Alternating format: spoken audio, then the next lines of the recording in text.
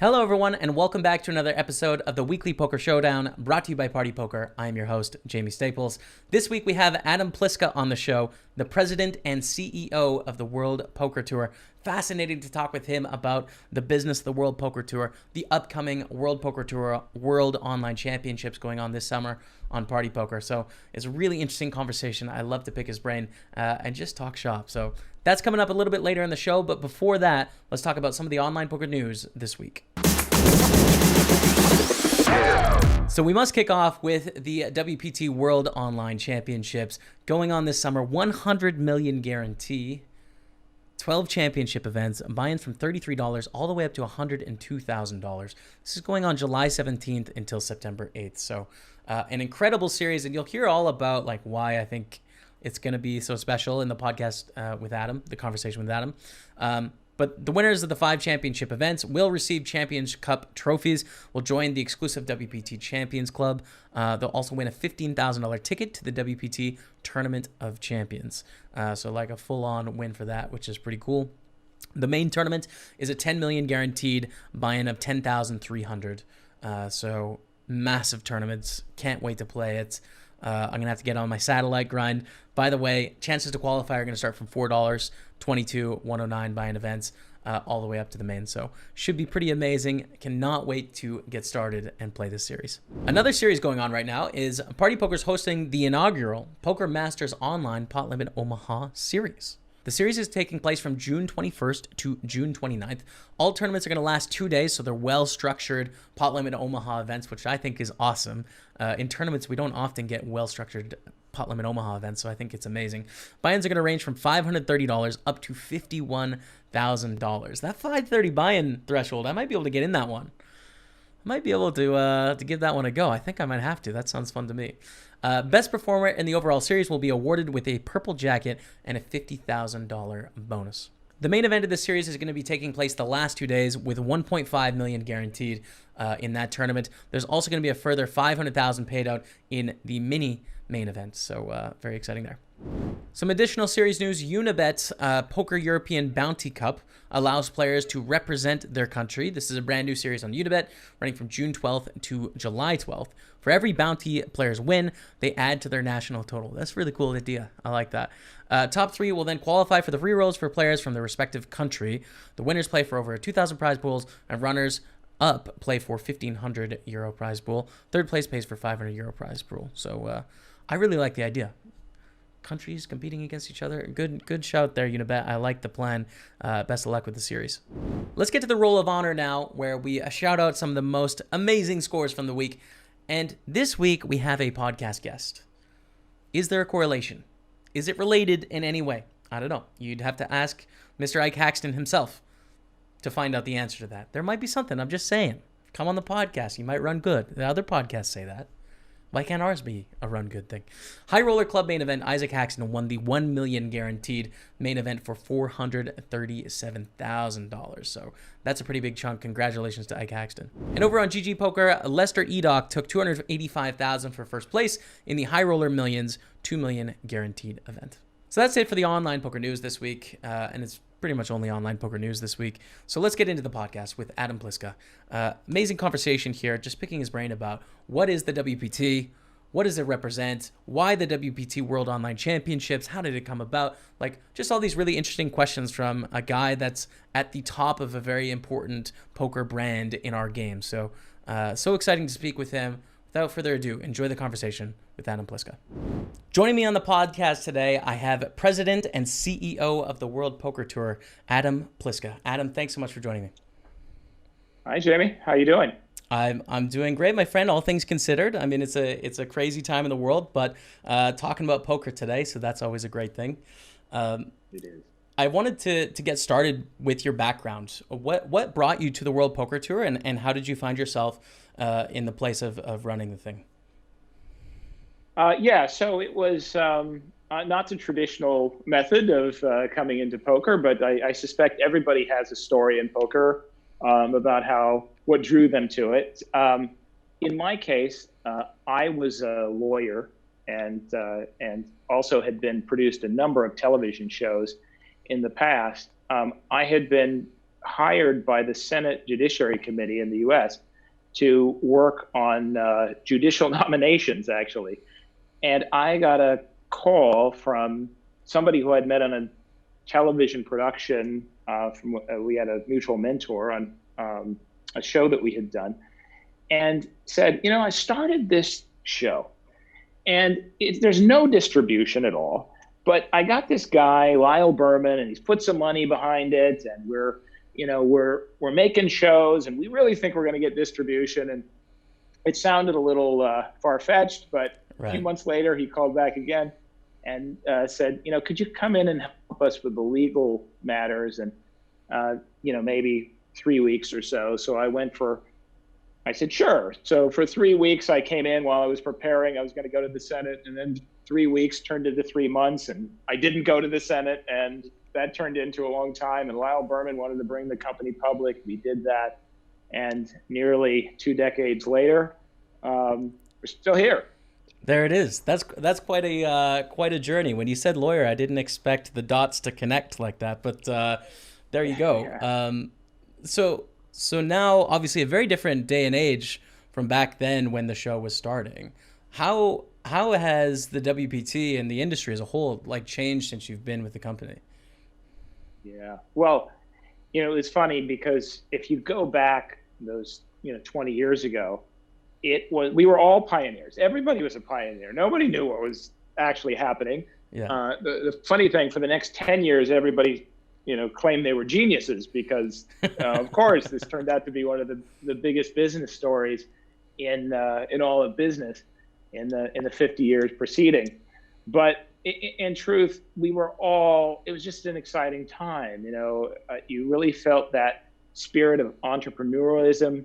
People were coming in, trying new things, so many wacky things. I really hope you do a show one time on all of the things that didn't work, but we just go back and review those things. But what I find interesting now is that I feel right now reminds me so much of those early days, because what we've had to do as an industry to stay relevant, to adjust during a global pandemic. You have almost a depression or a recession going on, and in parts of the country, in the U.S. and other economic problems, and you have obviously some very serious social issues going on, and the creativity and the enthusiasm of the industry. I haven't seen it like this quite frankly, since 2003. And so I just really give a lot of kudos to everybody who's in there, just still, making poker what it is now today. Yeah, the adapting of live poker essentially being on hold, I think, is really interesting. And I want to talk about the World Poker Tour World Online Championships. We're going to get to that in a little bit, but how about for the WPT itself? How do you plan for this year in determining when can we come back to live poker? When should we come back to live poker? How are you thinking about those questions? Yeah, it's obviously very important, and it's a great question. This is dynamic. I often tell my team that we think of visionaries as people who had this idea from the beginning and they knew, and the rest of the world had no idea. But really, what it's like for many of those people and many people in business, as you know, is that you think you have an idea, and you just keep pushing forward, and the dots connect a little bit more, and there's a little glimmer of light, and then a little glimmer of light, and then a few years later, when you survived, and everybody said, "Oh, I knew you'd do all right," you go, "Of course." I knew it all the time. Absolutely. But in this case, it's a new dynamic, because it's not just about, normally the filters that the WPT would go through are what maintains the prestige of the brand, what maintains the professionalism, and that includes the community feedback, what maintains the integrity of the game. So now you have another variable, which is literally the safety of people. So, and economics. There's always economics. But, in this case, we're getting lots of feedback from casinos. And we're, obviously they have a great incentive to start getting things open. What I've been encouraged about is all of the casinos have taken the safety elements quite seriously.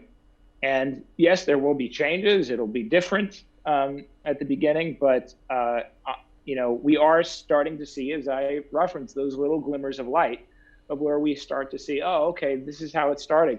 And you look at what's happening, for example, down in Florida, of the enthusiasm to just get back there. So if we can combine the enthusiasm of the poker player and the seriousness of the casinos to take this serious, I actually think we're going to come out of this better. I think we're going to learn some very good best practices that are going to actually serve us beyond this current pandemic that we're experiencing. I like how you point that out about the enthusiasm to return, because I feel like if everyone could go back to the pessimism of the end of 2019, and just like, oh man, everything's terrible. If we could just go back to that stage, life would be a lot better. I think it's funny you point that out. True. Do you play poker yourself? The funny thing is I am being one of the longest serving executives in the poker industry. I had no background in poker at all. In fact, I often tell people that before I had come to the World Poker Tour, I don't remember gambling in a casino. I mean, it was just, and so to me, this is a business challenge. And I loved, I've been in business since I was 16 years old. And so I love this. And I love the element of management. I'm a very big proponent that you can treat people with dignity and respect and still have come out successfully economically. But what I didn't expect is how much I would come to appreciate what poker actually means in life. I now give a speech to college students, which is entitled "How to Lose," and I say, you go out in the world and in business, and people often will tell you everything you got to do to win, and you're preparing to win. But poker does a remarkable thing. It teaches you more about loss management than an entire MBA course will ever do. And loss management is so essential in business and life to make sure that when it's your time to succeed, that you're able to indeed go the full way without being drugged down from the negative effects of loss. I think that's a great point. Last week I had Maria Konnikova. She wrote a book about poker that's coming out. It's called The Biggest Bluff. And it summarized a lot of the same things, the life lessons of poker. So it makes me so happy that someone at the top can get that aspect, because it's what I love about it as well. Do you play any hands now? Like, have you played any tournaments or like any cash games, or do you still just sit on the side and? So I will play in charity tournaments. People love me in charity tournaments, right? Right. That is my contribution to a lot of good charities over the year, and I do occasionally play with some friends, and in fact, I've learned over time that the company that you're in, more than anything else, it's just the company you're in, right? And I remember once played some friendly games with the chef Jose Andres, and he was just so much fun to go out. He brought some friends in, and we just recently, in fact, just 2 weeks ago, we did a show that we completely did it at home. It was the first time we've ever produced a show completely. Everyone was at home. Right. And it was Kelly Slater, John Hamm, Jose Andres, Paul Casal, Kevin Pollak, and Jason Alexander. Right. They're all at home. That's a nice lineup. So much of this came from those fun games that we were just having for fun with Jose and friends, where the banter is great and you walk away feeling like you had a good time. And the result, not only did we raise a lot of money for a great charity, World Central Kitchen, we also saw, celebrities at home experiencing why people like poker. Because, if I can just make this one point, I'm a very big advocate of this. One of the World Poker Tour's greatest contributions, we all make, all of the main pillars of poker make contributions to the industry. But if you ask me what the World Poker Tour's primary contribution is we remind millions of people, literally 200 million people a year watch the show. And we remind people that poker is fun, that not just pros, but we remind people that even if you don't play, or even if you were not as good, or you're like myself, it's actually fun to watch. It's fun to be in there and to root for people and to learn something. And so that's where I think, we make a difference. And I'm very proud of the show's success. After 18 years, we've never had this, this degree of distribution. And I think it's a testament to the players putting on a great product and the production staff, but also that the world really enjoys this game. Awesome. I love it. Let's talk about the World Poker Tour World Online Championships going on this summer. 100 million guarantee. When I heard that number, I was like, whoa, okay, this is something. We're not messing around here. 12 championship events. There's a main, a mini, and a micro tier on those as well. So how did this idea about creating this championship festival come together? Well, again, I just said there must be something. No, that's not how it works. Originally, years ago, we wanted to bring the World Poker Tour online. We really did. We wanted to bring. We had success. If you look at the last 10 years of World Poker Tour, we went from 14 events with one event outside the U.S. at the Aviation Club to 65 events on 6 continents. And yet we still had not run a tournament online. And I think not only was not reflective of the industry, it also had a geographic, it was disproportionate to the industry in that it didn't reflect so much of the vibrant poker scene in Europe.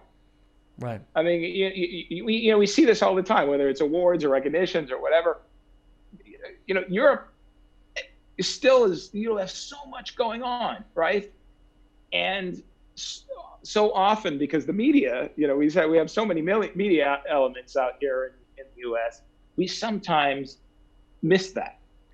But so we wanted to bring this online, but at the same time, the timing wasn't right, because what we did not want to do was slap the WPT name on something and say, right, this is the World Poker Tour event. We've learned from that experience. Before we had WPT Deep Stacks, we had these smaller events, these regional events. And the problem with the regional events is they felt a little too much like they had WPT branding, but really, was it WPT? And so when we acquired Deep Stacks and we really integrated, in fact, to the help of Chris Tarina and Ange and the team, we really set about to make sure that Deep Stacks was really the World Poker Tour, that it really reflected the prestige, that you felt like you were advancing, that you became a part of our history. Well, we wanted to do the same thing online, but what does that mean? Well, we wanted to reflect those elements that you see in live poker. We wanted to make sure that the series was treated well. So you got to have a partner willing to not just, do a million events. Right. Yeah. Just try and get raked. Events. Yeah. And treated, right? Yeah. So the good thing is we found a wonderful partner, and obviously years ago we had a much different relationship with Party Gaming. They used to be our parent company years ago, but with the help of Rob Young, who's been just instrumental. I mean, it's just been so innovative and willing to take risks. And he was open to this, and he understood what we wanted to do, and he wanted to do that. And of course, what Party and Tom at Party and the group over there have done, and embracing our culture and their expertise, it just kind of fit together. So maybe this decision was made about a year ago. Right. What happened, however, is it came right after the effects of COVID-19. And so I did have a lot of news stories saying, how did you come up with this brilliant idea to come up with immediately after? And again, it's a little bit, but we had learned a lot. I will say, since that time, we've had these weekly meetings on what we can do to make more and more, make it feel like, it's a real WPT event. Well, just coming off the World Poker Tour series that just happened on Party Poker, I played in a couple of those, and it did feel like something different and something special, like that you don't often get online in online poker. And I primarily as an online poker player, because I'm a streamer, so I have to focus on online events. Unless you want to let me live stream my WPT tournaments, then maybe we can talk. I don't know. Okay, well, I miss that element of prestige and the specialness of being trying to be a champion in an event. So that was so special as an online player, and why I'm so excited about the summer and this championship coming up. It's going to be awesome. Christian, when he won and became the first online, I saw that interview with Lynn Gilmartin and Matt, who did the interview with him afterwards, just as if we would have been having an interview with any champion after. And there was actually some intimacy to it, because, normally what happens is you're at the esports arena, you've won the event, and chaos is going on, and you're trying to figure out what you're going to do with this money, and people are screaming and yelling. And here he's at home, and you see where he's living, and you get a chance to have a little bit more intimate conversation of what that experience, that journey is like for an online player. And so it's really great. So we're going to do a lot more of that. We're going to have more interviews. And the thing is, all champions will be treated, they will get all the benefits of all the Champions Club membership, and they're going to be invited to come and play in the Tournament of Champions, and for those qualifying events. And so it really is, it's what we hoped it would become. And you will see, we will continue to improve. And what we found is there's so many actually things that you can do online. We were kind of thinking online, like, how do you bring the live experience to online? Right. But the truth is, you can do a lot of things online that you can't do that's there, because everybody's virtual, and you can get people at different times and stuff. So yeah, it's that's why I say it's an exciting time for us, because we're in the lab again, and I feel like it's like the early days when we were creating the show. We're creating what it means to be online champions, and that's a lot of fun. Absolutely. I saw a quote earlier this week from Poker Industry Pro, which I thought you might like. Perhaps the most prestigious series to be held online ever. So that's got to be pretty good to hear. And I think you just touched a lot on some of the things you're going to be doing to make it feel that way, and make it sort of stand out and special. Well, I definitely, I love to hear that. By the way, if you're hearing very strange sounds, because I have these little dogs who are coming to visit me, who don't care if I'm in interviews or not. They just I love it. We'll use it for the thumbnail. It'll be perfect. But I love the quote, not because I feel that we hit everything that we wanted. I love it because that's what we're aspiring to. We want to make it prestigious. We realize that's the WPC's thing. There's two elements that you have to understand about the WPT brand. A, that we take the prestige and the legacy and all those elements quite seriously. The other thing is, we don't care where you are on your poker journey.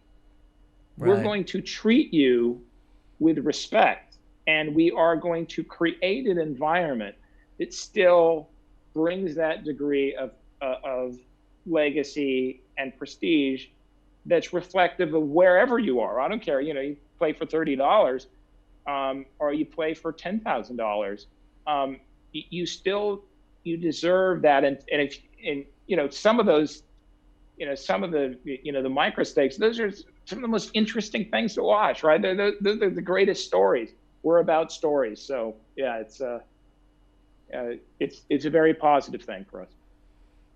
That's awesome. Taking a forward look, maybe in poker and the industry as a whole, what do you think poker needs to do moving into the future? I know I'm asking you for the like thoughts in the brain again, the Yes. crystal ball, but like, what do we need to do to thrive and continue to succeed into the future? Yeah. So first of all, I do think it's very important.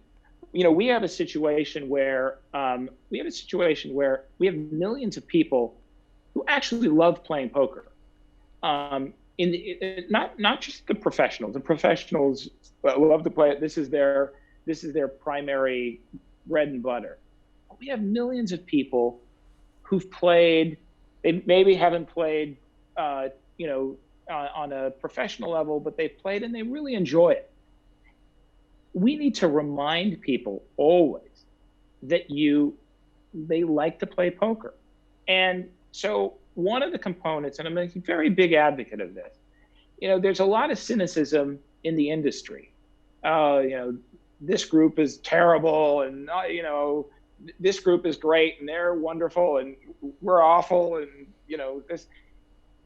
The problem is there are only a handful of pillars that put enough marketing out to the world market to remind people that they like to play the game. Mm. And if that dries up, we're in trouble. Part of our strategy is we go to networks and we make very liberal deals so that they'll actually air the show a lot. Because we're not so concerned about making money on the show. That's not the business model of the World Poker Tour. What we are concerned about is promoting poker and making people go, oh, I could be that. That could be me. Well, to do that, it's great that we have, it's great that we cater to the information that we in the industry want. But there's many people who are fans, and they're just as important. And if they go away, we're going to see the industry atrophy. Now is the chance. As we're going online and we're seeing all of these new tools, we can remember we can hit literally millions more people that we couldn't before. If you just look a couple of years back, if you think about who controlled the most of the television space, there's only a couple companies. But now with online, our ability to reach people at any time and at different interests, it's so great and so important. And we need to keep pushing that. And if we don't take advantage of it while the media is cheap and it's available and everybody is welcome, the industry will suffer. That's a great answer. If you had the ability to give a piece of advice to the players, right? There's a lot of the industry pushing the game forward, but players, what can players do to contribute to the game being healthy? Do they just support those companies, or what would you say to players in that regard as to what we have to do?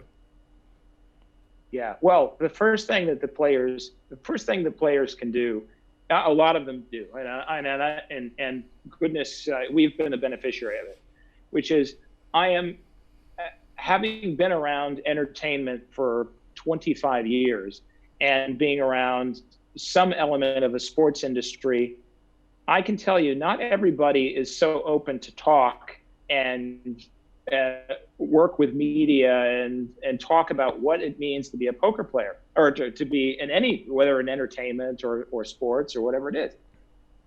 It's so important because look at Mike Sexton, who, Man is Legend. a legend, right? Amazing. Yes. There's some gearbox in the back where you turn him on, and he just talks about how great the poker is, right? He just talks about how great poker is, and the subtleties of it and the changes. And I have seen people light up just listening to him. So that's what they first can do, is just continue to tell the message. Go have these interviews, get, support podcasts, support journalism. Don't let journalism get reduced during this time. On the contrary, go the other way. So that's the first thing. The other thing is, I really think we should have far more opportunities, and that's something that we could also work with, for pros to kind of adopt amateur players. Right. And how that actually works out is up to, the tour management staff, and to figure out how we do it. But I think we should do it. I would love to see in some micro-stake event adopted players where pros are out there going, that's my guy. That's Right. my guy doing that. He's doing it. That's really, it doesn't take much, and it's fun, and it means the world. I know, because we have people on our Club WPT product. They're so happy. They're the greatest customers in the world. They're the greatest cheerleaders for poker. And so it's a small thing, but I do feel like if players are willing to participate in that more, and I love to hear from them, I think it could make a world of difference. There's absolutely something there. I'm telling you, a pro-am where you get 10 amateurs, and every 2 hours you get a lesson of where you're at, and like each pro's got their own stable in this tournament of 50. That'd be great. Who wouldn't play that? That sounds fun. Terrific. I need to get something going like that. Yeah, absolutely. Well, we will support it. Okay. And I wanted to ask about esports, because Allied Esports Entertainment is the parent company of the WPT. So how do we get the buzz surrounding esports and sort of the video game industry into poker? Yeah. Well, again, a lot of it is telling the message. So what we're actually doing is telling people that, there's been a lot of buzz on esports, but people didn't understand, but what's the model going to be? I mean, if you're a publisher, they know what the model is. Publish great games, just take money in, just take so much money in that you don't know what to do. It's kind of, it's the early days of poker. But how does the rest of the model play out?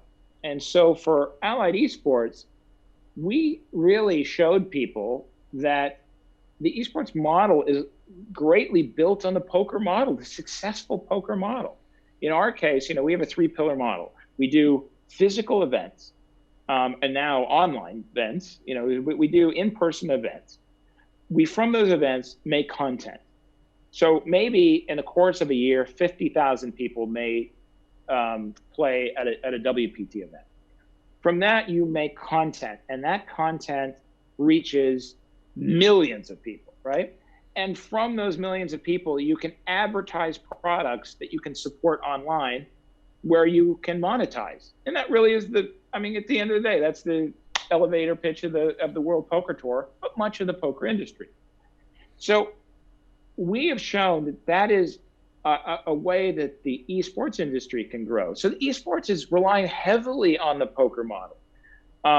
And of course, we know that a lot of the audiences overlap as well. So what I do see is a lot more events where we mix up. I would love to have, I would love to, I don't want to preview too many things, but I would love to, when we get people back to the esports arena, have events where we're not only having WPT events, but we're going out and doing something fun, whether it's competitions at Top Golf or out of the golf course. Yeah. And then we have an esports. And we show, because right now, esports is getting a lot of the buzz, but poker is the model. Poker is the model. The affiliate model is poker. The event ecology, online, offline, is poker. The content promotion, the online monetization is poker. And so it's important for us to show that these these businesses are related, and they lift each other up. Amazing. Adam, thanks so much for taking the time today. I am motivated after this conversation. I'm really excited to get out there this summer, try and win myself a WPT championship. So thanks so much for talking me through it.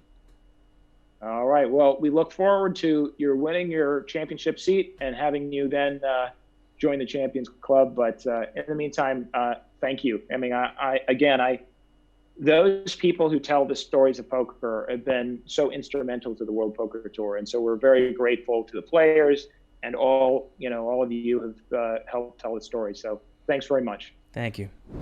Big thanks to Adam for taking the time this week. Coming into that podcast, I knew about the WPT. I'd seen it on TV. I had Mike Sexton and Vince Van Patten in my ear from when I first found poker. It was so amazing and iconic to me, that brand over the years. It's been a big part of my poker life.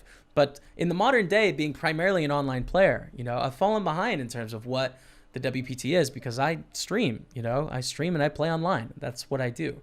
So to hear him talk about the values that the WPT stands for, that the game of poker is fun, that prestige is important, and we take it seriously, like that is everything that I'm about in playing online poker as well, and what I try and instill in my Twitch stream. So it was just so nice to hear that. Someone at the top of a company believing in that is just exciting. So that was awesome. I'm hyped up. I don't know if you share my opinion out there, everyone. I know we sometimes disagree, but for me, that's the perfect way to be. So I loved it. Thank you, Adam. Now, before I let you all go this week, let's talk about hashtag JS Poker Hero. It's our weekly competition where we give a $215 million ticket to one of you listening or watching the podcast. Okay. Last week's winner was at Sir Juan 2020, who correctly answered the maximum number of clubs you can get set up in Party Poker's club games, which is 5, by the way. You win a $215 Party Poker Million ticket, so good luck in the feature event. This week's competition. How many championship events will there be in the WPT World Online Championship? Submit your answer using hashtag JSPokerHero. Now, if you don't know this answer, you haven't listened to the podcast. So stop skipping to the contest at the end. Listen to the thing. Best of luck in the million, everyone. Represent the podcast strong. Tweet it out, hashtag JSPokerHero, and good luck in the competition. The million, by the way, has got a brand new structure. There's one flight a day. On Sunday, I think there's 2 flights. There's like a turbo flight on Sunday, and there's one Monday morning as well. But it's a slower clock, actually, so there's a lot more play. Be curious to hear what your feedback is on that. It missed the guarantee by a little bit this week, but it is a much slower event than some of the past weeks where, it's kind of turbo-y and quick, and you have to take some flips with, $50,000 on the line at the final table or something like that. So I think a really cool change, but I'd love to hear what you think. Anyways, I'm going to stop rambling now. Sorry, editors. This one took a while. Thank you all so much for watching/listening to the podcast. If you're on iTunes, hit the subscribe button. Spotify, you just do your Spotify thing, hang out. YouTube, like, comment, subscribe would be amazing. Thank you all so much, but until next week, we'll see you later.